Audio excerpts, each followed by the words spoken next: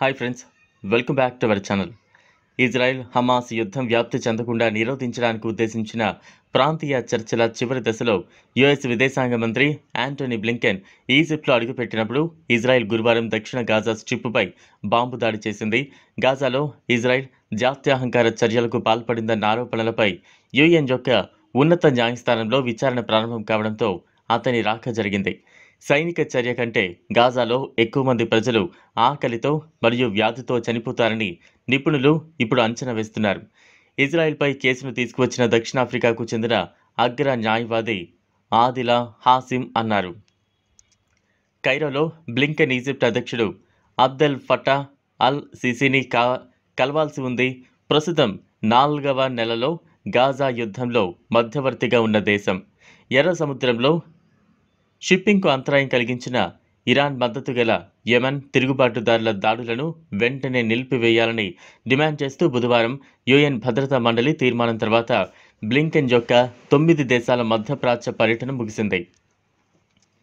Hamas October 7 దాడికి ప్రతిస్పందనగా ఐక్యరాజ్య సమితి మారణహోమం ఒప్పందాన్ని ఉల్లంఘించిందని అంతర్జాతీయ న్యాయస్థానం ముందు దక్షిణాఫ్రికా ఆరోపించింది. ఇది యుద్ధాన్ని ప్రేరేపించింది. ఒక రాష్ట్ర భూభాగంపై ఎటువంటి సాయుధ దాడి ఎంత తీవ్రమైనదైనా సరే ఒప్పందాన్ని ఉల్లంఘించినందున సమర్థతను అందించగలదు లేదా సమర్థించగలదు అని ప్రిటోరియా న్యాయమంత్రి రొనాల్డ్ లామోలా కోర్టులో తన దేశం యొక్క కేసును ఉంచారు.